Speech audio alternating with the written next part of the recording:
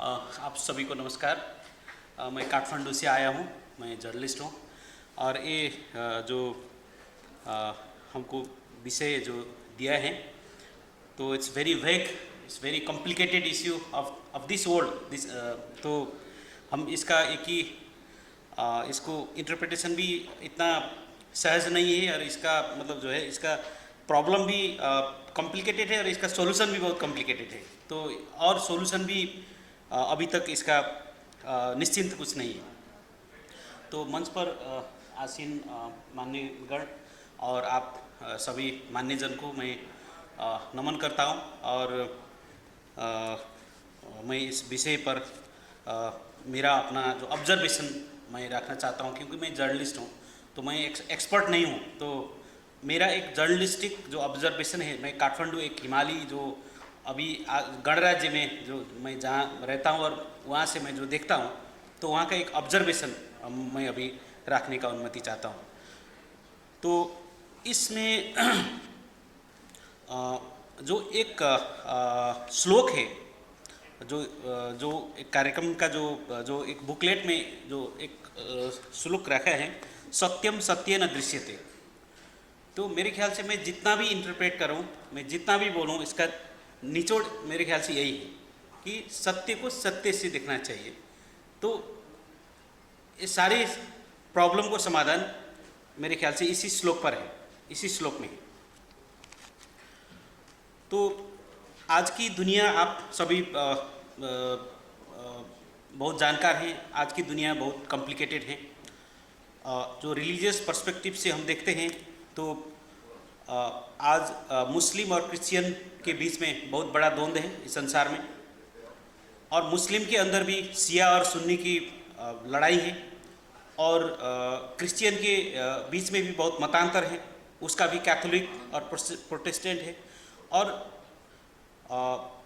इसमें मेरे ख्याल से ये लड़ाई जो है प्रभुत्व को लड़ाई ज़्यादा है। इसमें धर्म केवल टूल्स है, ये धर्म के लिए नहीं है। मतलब ये धर्म और रिलीजन फिर अलग है, जो पिछले सेशन में भी हमने मतलब सुना है कि ज़्यादा प्रभुत्व का इश्यू है, बहुत ज़्यादा है। और इसमें जो आज हिंदू का जो इश्यू है, हिंदू आज सप्रेशन में है, जो हम सनातनी बोलते हैं, हम सप्रेशन में है। हमारा कोई हिंदुओं का कोई रिलीजियस एक्सपांसन का कोई उद्देश्य नहीं है। रिलीजियस जो कन्वर्जन का जो इश्यू हम अभी फेस कर रहे हैं भारत और नेपाल जैसे देश में और ये सराउंडिंग में, तो इसमें हम सफ़र कर रहे हैं। और सबसे अजीब यही चीज़ है कि मैं थोड़ा हमारे सराउंडिंग का बात मैं करता हूँ कि हम मेजॉरिटी में है। ये घमंड नहीं है जैसे भारत और नेपाल जैसे देशों में हम सनातनी हिंदू हम मेजॉरिटी में है, लेकिन हम सफ़र कर रहे हैं, हम मेजॉरिटी में हैं। आगे हम देखें तो बांग्लादेश और पाकिस्तान में हम देखें, वहाँ हिंदुओं को क्या हालत है, वहाँ मेजॉरिटी ने क्या किया है। तो आज हम सफ़र कर रहे हैं और हम टॉलरेट कर रहे हैं, और हम अभी भी बता रहे हैं कि हम वसुधैव कुटुंबकम, सबके साथ सबका विकास, जो ये पॉलिटिकल स्लोगन नहीं है, तो हम ये बता रहे हैं। तो ये बहुत कॉम्प्लिकेटेड इश्यू है जो मैंने पहले भी आपको बताया है। और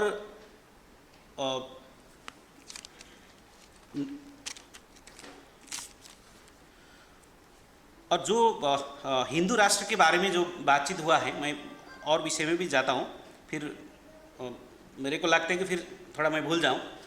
तो हिंदू राष्ट्र नेपाल का जो इश्यू है, नेपाल ऐसा देश है जहाँ ऐसा रिलीजियस कॉन्फ्लिक्ट नहीं हुआ आज तक, लेकिन हम कन्वर्जन से हम सफ़र कर रहे हैं। हम जो हमारा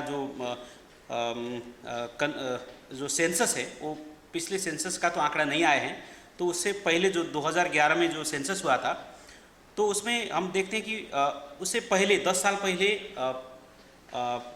हिंदू का जनसंख्या कम नहीं हुआ है, और जो बुद्धिस्ट का जो जनसंख्या है वो कम हुआ है।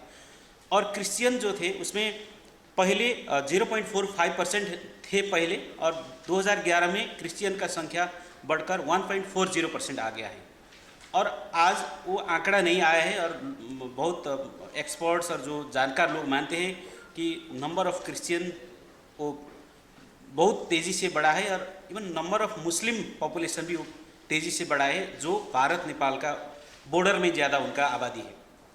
तो ऐसा, और जो भारत को कैसे देखते हैं, जो बोले, मैं ऐसा समझता हूँ भारत अभी नियंत्रण में है मेरे ख्याल से।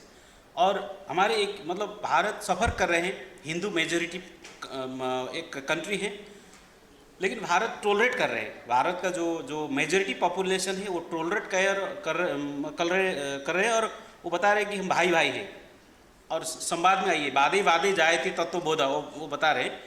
और अभी मेरे ख्याल से रिलीजियस कॉन्फ्लिक्ट भारत में नियंत्रण में है, और मेरे ख्याल से अगले दिन में भी वो और अच्छा होंगे। और भारत जैसे जो हमारे जो मतलब ये सराउंडिंग है, इसमें जो रिलीजियस कॉन्फ्लिक्ट का जो इशू है, इसमें हमारे इंटरनल इशू मेन कारक नहीं है, जियो पॉलिटिकल इशू ज़्यादा मैं कारक मानता हूँ।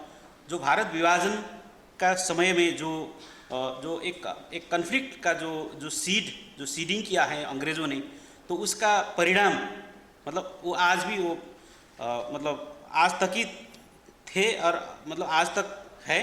और वो अभी मेरे ख्याल से जो आज का ये भारत का जो सरकार ने जो किया है, वो इसको मैनेज कर रहे हैं।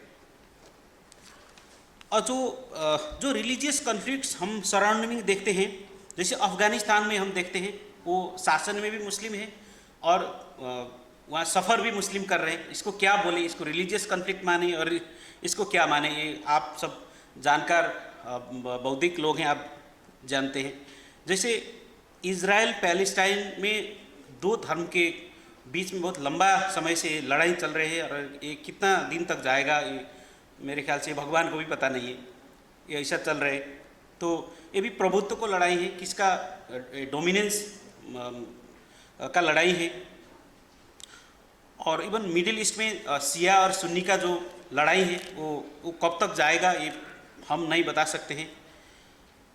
इवन लीबिया में और इराक और लीबिया में जो हुआ है, जैसे जो अमेरिका ने जो किया है, इसमें बाहर देखने में हम रिलीजियस फैक्टर नहीं देखते, लेकिन बहुत सारे जानकार इसको मतलब जो इसको ज्यूज डोमिनेंस ओवर मुस्लिम से इसका हिसाब से भी वो व्याख्या कर रहे हैं।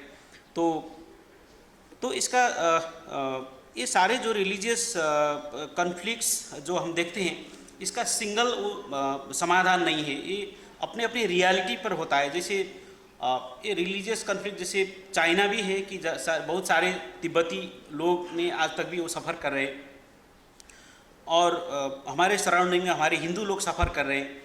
इवन भूटान जो हम अभी यहाँ बातचीत नहीं, ज़्यादा इनका डिबेट नहीं हुआ है, 1990s के डिकेड में जहाँ हिंदू 1 लाख से ज़्यादा, वो बहुत छोटा कंट्री है भूटान, जहाँ 1 लाख से ज़्यादा हिंदू वहाँ से डिस्प्लेस हो गया है। वो वहाँ का सरकार ने उनको ज़बरदस्त बाहर लेकर गए हैं, और नेपाल में वो रिफ्यूजी बनकर अभी आज बहुत सारे कंट्री में वो सेटल्ड हैं। तो और भी थोड़ा बाकी है, मतलब ये बहुत ज़्यादा एक आप देखिए 7.5 लाख पॉपुलेशन है, उसमें करीब 1 लाख हिंदू उससे विस्थापित हो गया है, ज़बरदस्त भगाए हैं। वो नेपाली स्पीकिंग भी है और उनका अपने दूसरे भी हैं। तो इसका ऐसा बैकग्राउंड है हमारे आसपास में भी।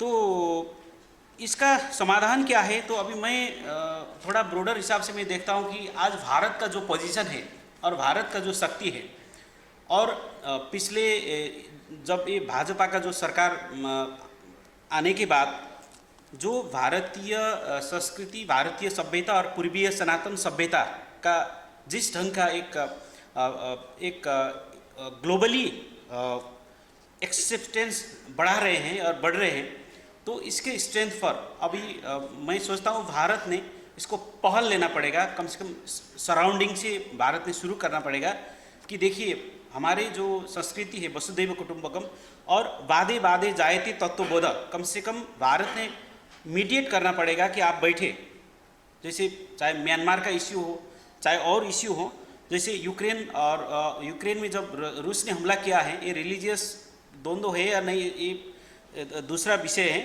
तो भारत का एक्सेप्टेंस इस ढंग से बड़ा है कि वो दोनों पक्ष, रशियन ने भी भारत आकर उनको मतलब विचार ले रहे हैं, और फिर यूक्रेन पक्ष भी आए हैं और तीसरे पक्ष भी आए हैं। जिस ढंग का आज भारत वर्ल्ड का 5th लार्जेस्ट इकोनॉमी है और एशिया का एक सेकंड सुपर पावर हम बता सकते हैं, एशिया का पावर, और वो चाइना से अभी कम्पीट कर रहे। तो मेरे ख्याल से एक सनातन सभ्यता और सनातन मान्यता के बेस पर खड़ा होकर भारत ने इसको पहल लेना पड़ेगा कि भाई आप बैठिए, आप संवाद में बैठिए, आप वाद विवाद, आप विवाद मत करिए और डायलॉग में आना पड़ेगा। तो मेरे ख्याल से इंडिया का अभी जो रोल है, ये रोल आज इम्पोर्टेंट है। और